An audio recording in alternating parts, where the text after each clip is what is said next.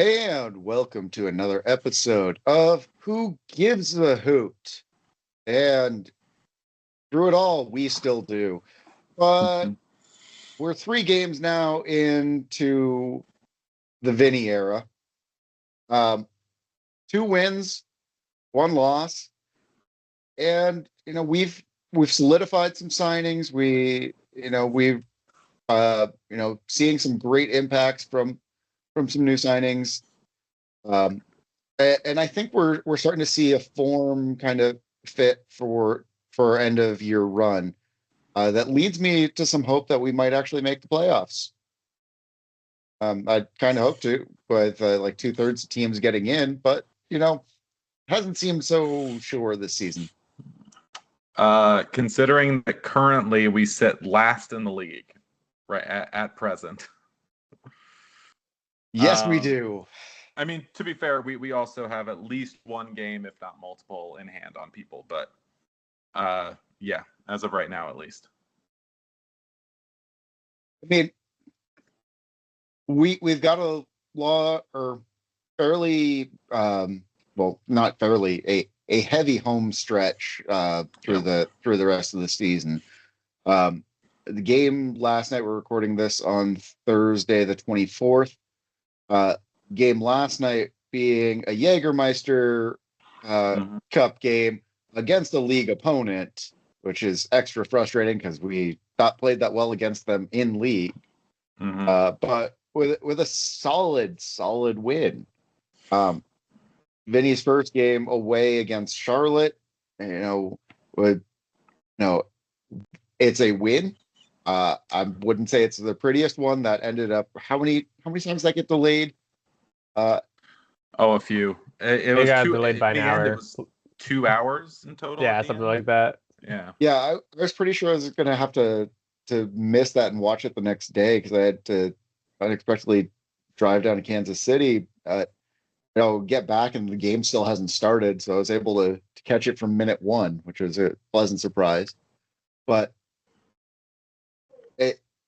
travel, delay a game, rougher conditions because of the weather that caused the delay, and overcame the adversity, the emotions of that, and came out with a win. I mean, and in that game, we looked pretty good against a Charlotte team that's in the top half of the table. Yeah. We had 2 really nice goals.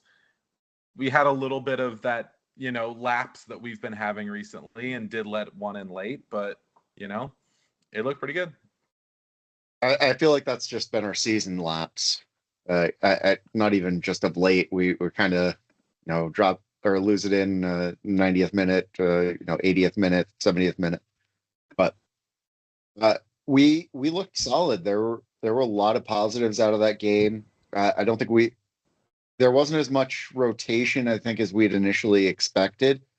But it was definitely Vinny starting to put his stamp on there.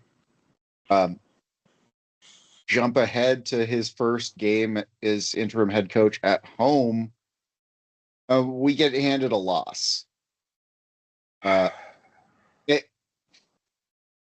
It was again one of those situations that's been plaguing us all year of we can't find the net. We make a mistake to let in a goal that we shouldn't have. We score a goal back. Hey, we're rallying. We make I wouldn't say a mistake, but it was just a little bit unlucky. Like a ball in the box and something happens. The lane was open, and it was a very good goal. It was hard to defend on the line, hard to save. It just some miscommunication, and it led to exactly what Tormenta needed there. And then the rest of the game, we look great, and we just can't score. We miss a sitter. Yes. We miss so many different opportunities. The one commonality in goals between all 3 games of the Vinny era have been Ryan Becher.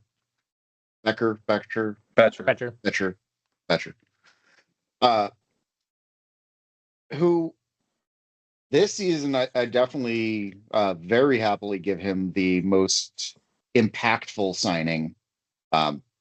And and we were discussing a little bit before the pod, I think at this point we could probably put him as the most immediately impactful in club history. And we haven't done the stats run on this to see if it's true, but he's played 4 games, gotten a goal in each game.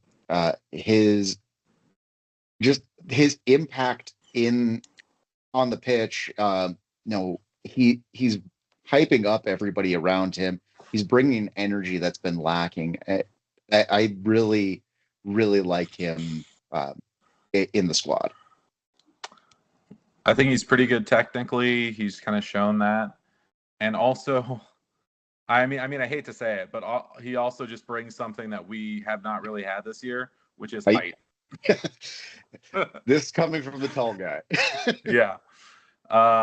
We just really haven't had it. I mean, like, I think Pato's a little bit tall, and Pino's maybe a little tall too, but who are also midway signings. But like, if you look at it, when we're trying to break down a box, which has been happening because we've been down a goal and we've been trying to get a goal back, right? When we try and break that down, we're like putting people up at the top of the box, getting it to our wings, trying to put a cross in, and we didn't have anyone there to head it in, right? That was the problem. Well, like Betcher's first goal, like it heads it in, which is immediately impactful there. It's one that I'm pretty sure if it ball had gone through to Marco would have headed it in, but it's the finally able to connect what he clearly brings that has been lacking. And what I think I've been most happy with is how much more service Pato is able to get with Betcher out there.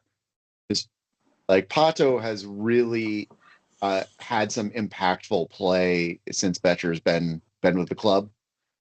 Not to say he didn't have impactful play before, but getting goal in Jaeger, like he's bringing a lot more of what I think was initially expected out of him now that he has a good partner there.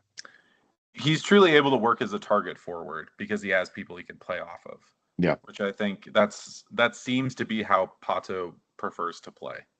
Yeah, for sure. And that's definitely something that's happening more. And I think the way Vinnie's styling his tactics is going to be taken advantage of even further.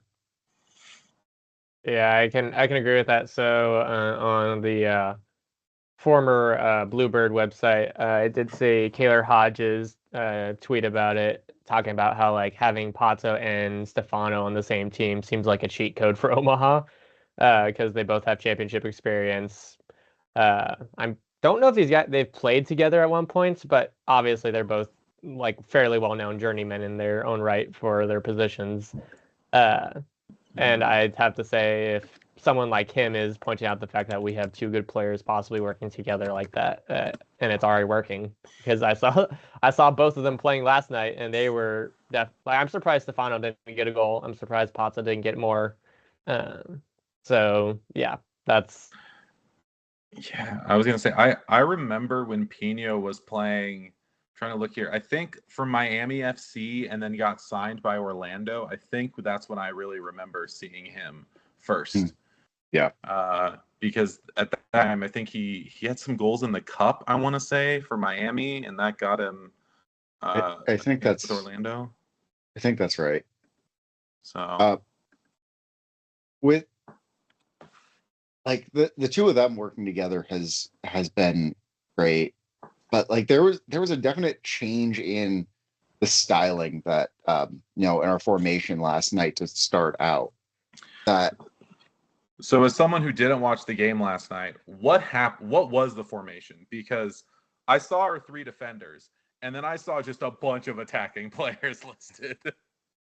So like a 4-4-2. No. We did not set up like that. So I saw the graphic that we had. We were playing in a 3-4-3 again. Okay. So we had Holtz, Marco, and Kallman as the back 3, and then we had Wooten, Martinez as central. We had Osnavaro on the wing, and then Charlie. No, it wasn't Charlie. Stefano on the wing as well. And then we had Pato, Ronick, and then who else did we have up Betcher? front? Yeah, Betcher. Okay. Yeah. So Wooten definitely looked to be playing more defensively minded. Yeah. Throughout a lot of it. That's where I was getting confused because it looked almost like he was playing fullback rather than midfield. Yeah, that was definitely more Wooten's. So Wooten was definitely more defender oriented. He looked good. Yeah, he looked good there. Was it like a diamond midfield then? Was he like the bottom point of the diamond, maybe? No, he was not. He was very much filling in on. Yeah, he was more wing oriented, which is not a look I've seen us ever play before. But I really liked what we saw because not only that, because Sergio was really good on the wing, and then Pino was really good at central because while he was technically a winger on the midfield, he was more cutting inside more often than not. And I think that gave Bronick a bit more ability to be on the wing where he was filling in as well, and then Pato was more center. So the team released the post-game stat, and I don't trust them for one reason is they said there were not any yellow cards given to Texoma. Whereas clearly there were 2 to the same player who was then sent off. So no, this is the thing the league does. Just to tell you, this is the thing the league does. Whenever there's a double yellow red card, they count as a red card, and I hate it. It should count as 2 yellows. It should count as 2 yellows. As a red. Because it should be a single game suspension versus a multi-game suspension. Exactly. Okay. The whole league does this. Whenever I've done stats, it's annoying. They shouldn't do it. Well, in that case, if that's where the stats should be, we had 70% possession. Yeah, we did. Yeah, we had 72% according to FOTMob. 21 total shots, 12 on target. And granted, the second yellow came pretty early in the game, so we were playing up a player. Texoma did well there. They scored immediately after. They scored immediately after, but they did not look down a man for most of the game. They were fighting well. I think we definitely benefited, and we've seen Union Omaha and other teams get a red card at Werner Park. It's a smaller pitch. It opens up a lot more space for you. You're less crowded. You can win with 10 men at Werner Park, and it's been done many times before. So that's not necessarily a benefit for us, or as much of a benefit for us as it would be, on a larger pitch. But we made good use of the game. Like, we made good use of the space, 71% possession, and getting 3 goals there. Like, we definitely did what we needed to do, and we did it in a very, very difficult match because it was hot. It was this was probably the hottest on pitch we've had so far this season. And it might have been hottest on pitch anywhere they've played this season. Just looking at the heat index and the corn sweat. Yeah. I will say about the 1 goal, Jensen did get a hand on it, and it just deflected off of him. He was pretty much on it the entire night. He looked good. Yes.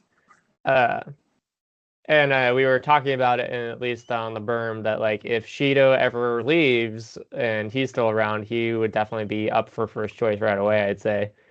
Because it's not the fact that he was making hard saves or easy saves, it's just that he was making the right decisions. And even the 1 goal that got past him, he didn't make the wrong decision. It just went off him wrong. He was playing sweeper keeper in a number of times, but doing it in the right way. Yeah. Like, he was not putting the goal at risk by getting out of the box, but he was getting out of the box to service up the field, and it was doing so extremely effectively. If he continues to be able to do that and support the defense, I'm with you. I think if Shido leaves after this year and Cole's still available, 100% starting keeper next year. Do we see him play? I mean, not to get too ahead of ourselves. Do we see him play Saturday? Because also, I think we see. Last night didn't matter. Saturday doesn't really matter either. So, do we see him play Saturday too? I think we see Shido play. Shido's longer in League One, playing against the championship side. Gives him a little bit more exposure. Okay. I think that's kind of the move there. Cole getting experience against Texoma, more league side.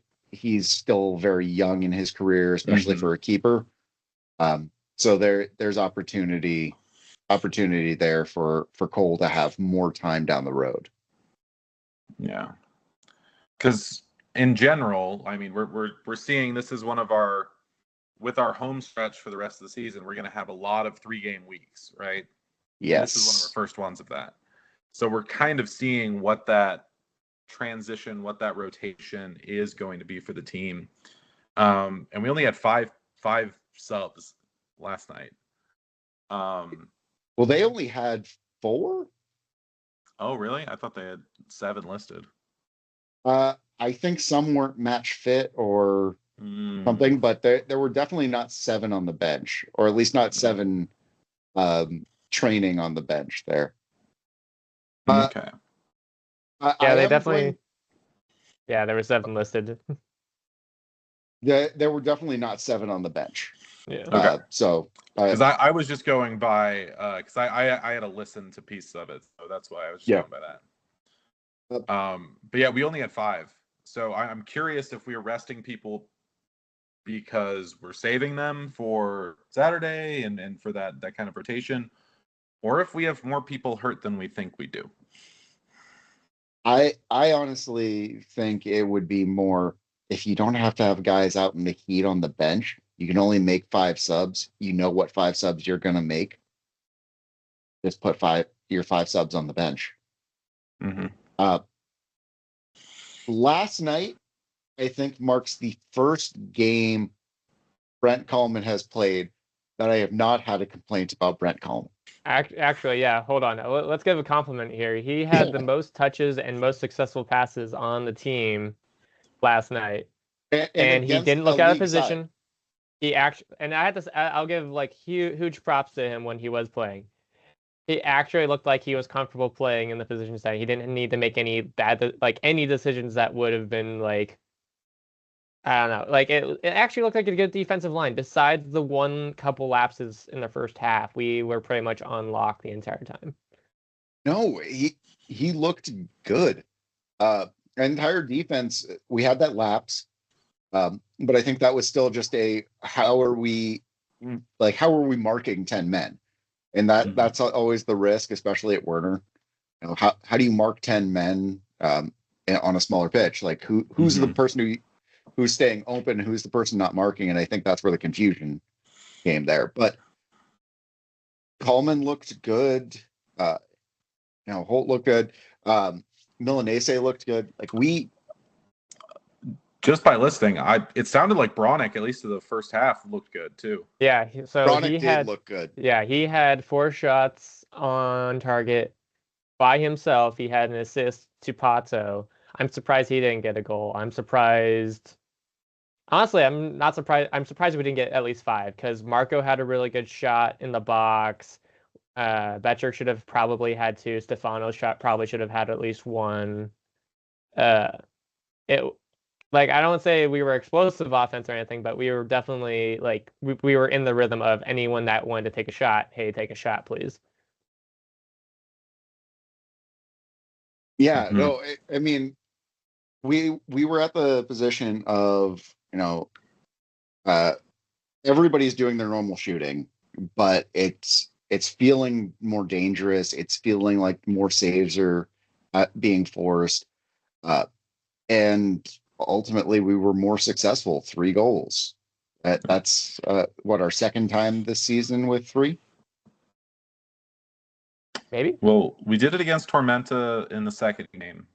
Okay. I don't remember if we have done it since. Nope. Yep. That was it. Just against Tormenta, and then now. Oh well, no, we did have 3 against Richmond. It was in a loss. Well, yeah. 4-3. I don't think we're counting that, are we? We're counting it. No, that's not a good look. That's not a good look. I don't count that. Hey, Braedon's goal from that game was incredible. I mean, I will count that, but like I'm not counting if we lose. I will always count 3 goals when you score them because that's impressive no matter what the match. If it's a loss, you're giving up 4. It's still impressive you scored 3 goals.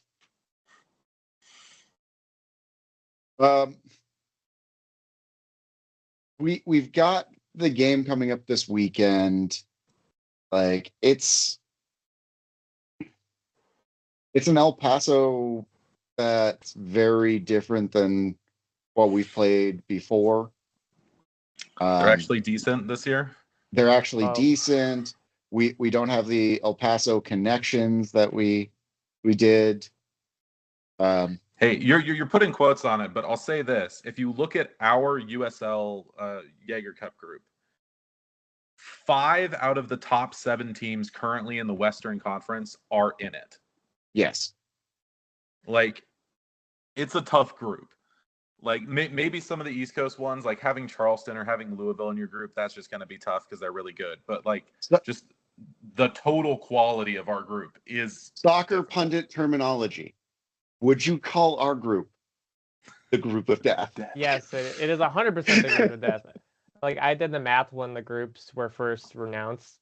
Our group had the highest points per game, not including Texoma, which had never played any games. Mm-hmm. So I didn't put them in the equation. Everyone else that had that, like, it was the highest points per game for any group in the entire competition. Now, of course, I put air quotes on El Paso as I look towards their recent form. They only have 1 win in their, let's look, 1, 2, 3, 4, 5, 6, 7, last 7 games. Okay. 1 win in the last. So they started off better and have like faded a little bit. Okay. And granted, they've played some hard competition. Their last 3 matches were against San Antonio, Sacramento, and then Phoenix Rising. 2 losses and then a draw. So hard competition, but that's always the Western Conference for you. Yeah, the East always has like people way up at the top and people way down low, and the West is always like it's a bar fight. It's a bar fight. Very close, yeah. Like look at New Mexico United last year, winning the Western Conference and then getting knocked out in the quarterfinals. It's a bar fight pretty much. And well, we they've had a full week. That's it. But also they have to travel. We don't have to travel. Finally, we don't have to travel. This is the third, but it's our 3rd game in 8 days. Yeah. Seems like we've done some good rotation. Guys are, they're vibing after a big win. But yeah, I mean, their form has not been good. They lost their last game in Pettins against Phoenix, as you said. They lost against SAC. They lost against San Antonio. Beat Monterey Bay, but then lost Orange County 3-0. Like their form has been mid, but throughout the course of the season, like they've brought points, and so I'm wondering if they're going through some injury crisis. That's probably a possibility. Also, it's Do they have an injury crisis sponsor or injury report sponsor? I wish. How do we have Nebraska Medicine as a sponsor and don't have an injury report sponsor? Because they're not required by the league to do anything about it. So they don't want to. Yeah, but that's sponsorship. Come on. Anyway, exactly. So we're also talking about El Paso. They, as much as El Paso may be good or better some years, they are not. I don't want to say they're not a blue blood, but they're definitely not a blue blood of the West for sure. They're not exactly. I'll say this: one of the players that's come through their system is playing for the U.S. national team. And hey, Diogo Luna's amazing. I'll give it that. Like they have a great academy apparatus. They have a great partnership with FC Juarez across the way because they're owned by the same people. But I don't know. I feel like it's very much known that they're second fiddle to the main mothership across the border. So they second fiddle to Juarez, yes, but they're the cottage cheese of championship. They're not milk and they're not real cheese. We're gonna put them in that mid category. That's true. They aren't. I mean, there's been a couple years where they've been like really bad, but generally they're at least like solid. Yeah, they're like mid table. Yeah, they're a good one for us to test against, because especially if we have championship aspirations and we test against them year after year, and we perform well against them year after year. So this is going to be an interesting one to see if we still kind of gauge mid-table with our current structure. Yeah, especially since we're so much further down in our own league this year, but can we still kind of punch above our weight at times, So much further down? Yeah. The opposite of last year's currently. Yes, we are the opposite of last year's. Yeah, that's a... I mean, just to mention about the league, though, like, yes, we are currently sitting bottom, but also if you look at it, we have 14 points. Texoma is in 7th with 20 points, and we have 2 games in hand on them. Like, yeah, it's definitely possible. It's doable. Yeah, it's doable. It's not to the point of the season where it's out of reach or we're kind of losing the amount of opportunities we have. Yeah, we still have plenty of opportunities. So, I don't know. Like, I feel like we have it in us. I feel like we definitely could if we go on a decent run. We have 3 games in hand on Greenville. Yeah. Another perennial powerhouse. And they're only 5 points ahead of us right now. Yeah. There's definitely, especially since we're so home loaded on the back end, there's definitely possibilities. We just need to start taking advantage of them. That was really the disappointing thing about Tormenta, which we didn't mention. That is the first time ever we've lost to Tormenta. But I was going to say it was a historic match because that was like the 3rd season in a row we have had a unified game after but I wasn't going to talk about that historical fact. Mm-hmm. But yeah, so that would have been a great chance because then it would have propelled us up into the conversation a bit earlier and would have kept them down. But now it's, got to pick up some of these next opportunities if possible. Which, speaking of the unified game, do we want to chat about that? Yeah. The brightest part of the Union Omaha organization so far this year on the pitch is our unified squad, which is pretty standard. We take the unified games very seriously, and are we undefeated this season? Or did we draw up in? No, we beat Madison on the way. We did beat Madison. Okay, that was I didn't know how we did away, but I mean we looked really good. We won 5-2 for the unified team. Really, really nice goals. They had their second one right at the end. Madison's was a pretty nice goal too. Yeah. But we looked great. And just overall it was really good. And it was the kind of the icing on the cake to have the Madison fan have to announce every time the Union scored a goal. Greg, if you listen to this, sorry, but we just do take a little bit of joy from that. Having to act sad when Madison scored and happy when Union scored. Well, I don't think you can work for a team and not be the most excited when your side and all the work you're putting in is really, really paying off. Fans showed up. So yeah, people stayed after. It was still decently attended after the game too. A decent chunk stayed behind.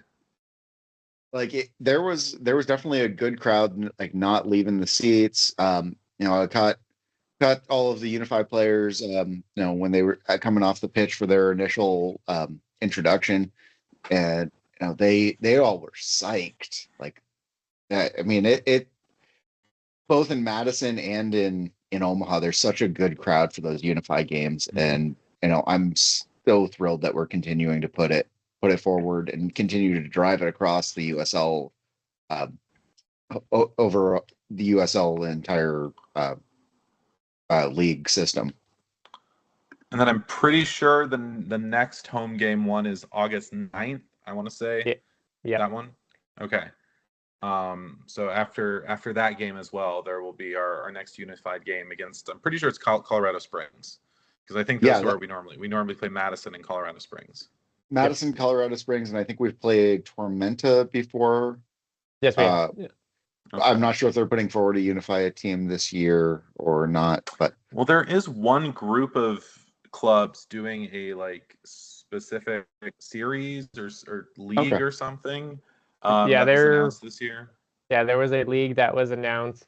I'd have to bring it up, but I think it included Knoxville, and then it was a couple other USL teams, as well as I believe a Super League team as well that was included. But nice. Yeah. I mean that's what's going to drive it forward, because there's such great games, and the players take them like they perform so well.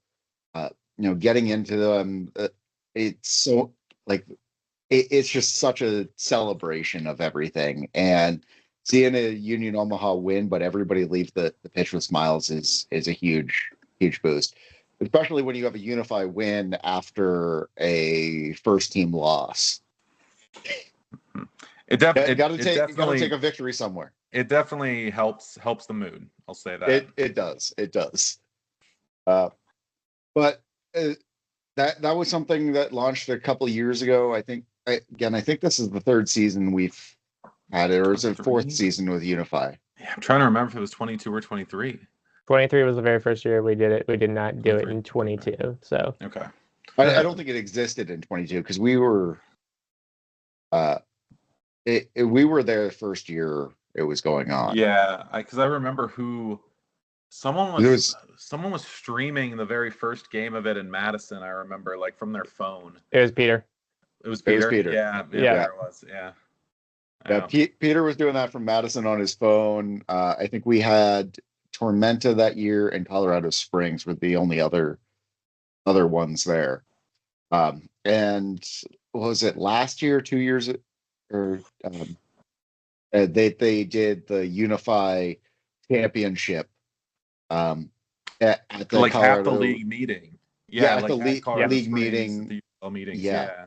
I think that was last year. Yeah, that was pretty cool.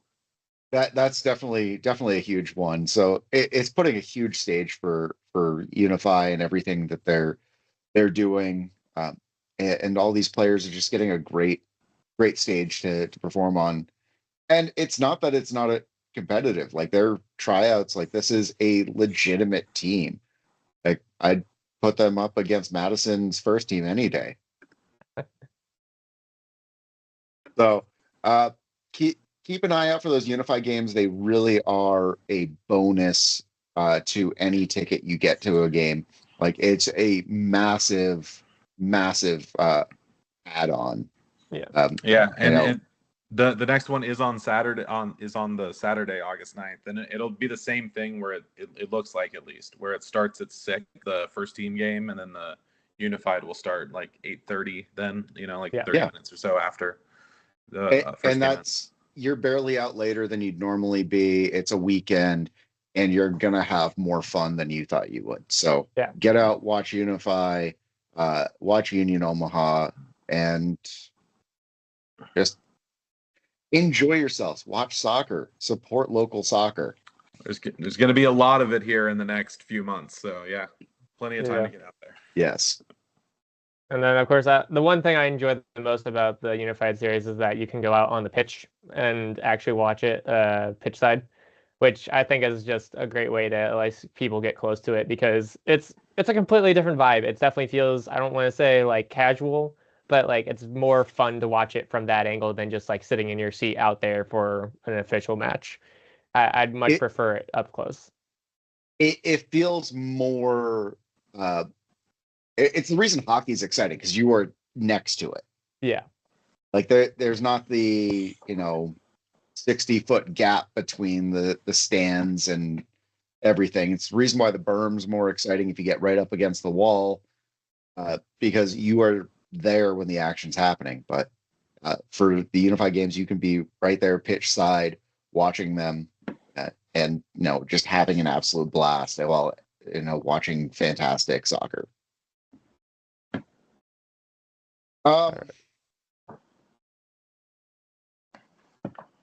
Things that we are worried about as far as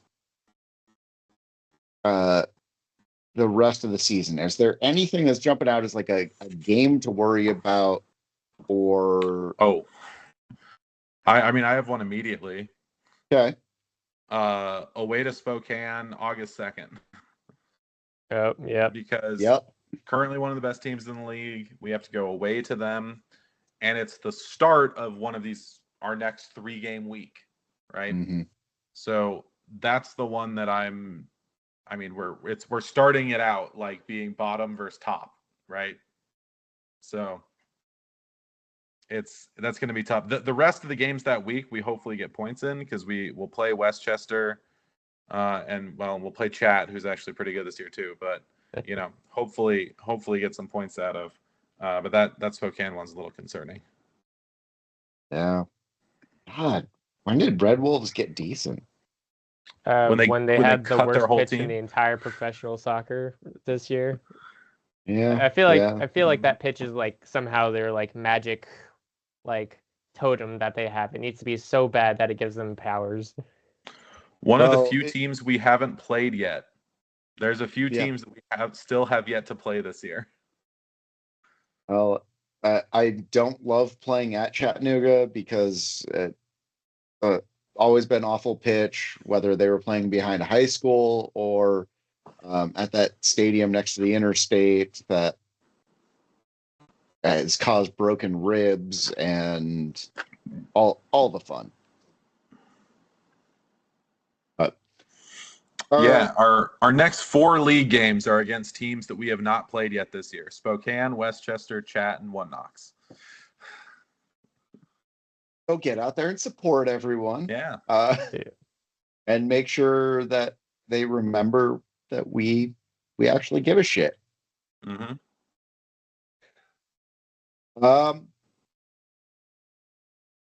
There is a team talk on July 30th.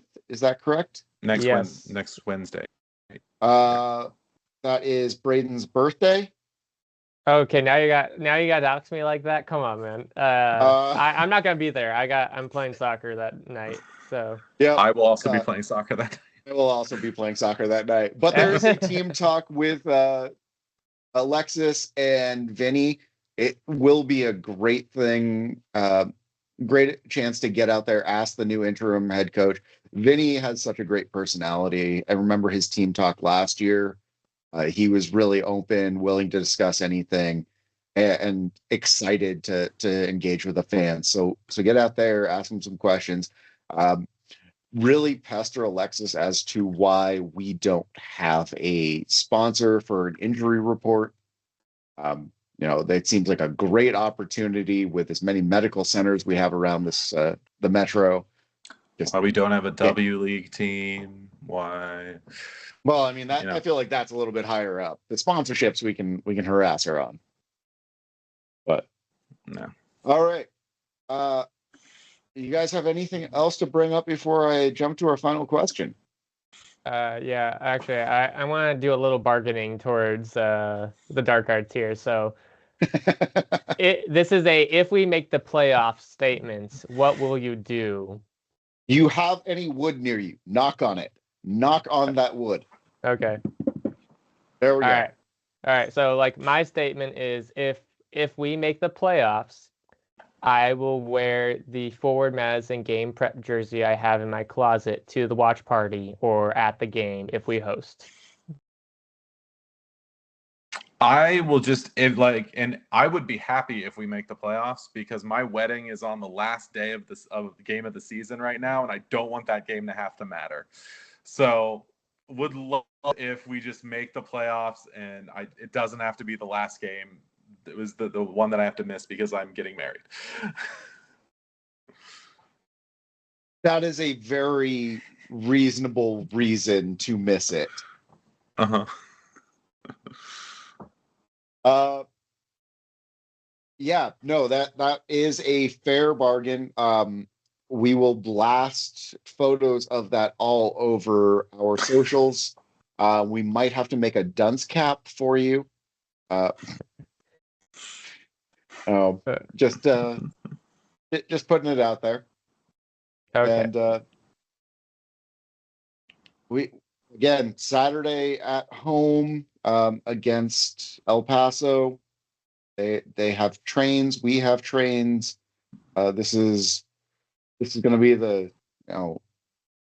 we're just going to take the Brio trains and crash them into each other. It'll be fun. But yeah, there's that, and then so Sunday at 10 a.m.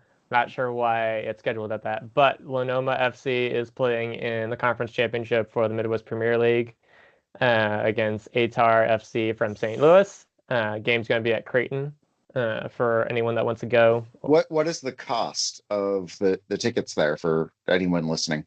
$10. $10, and that gets you fantastic soccer, championship soccer in downtown Omaha, something Union Omaha cannot offer at this point in time. Not yet. Not yet. So get out there, support Lenoma, support Union Omaha, and all right, guys. Who gives a hoot? We do. We do.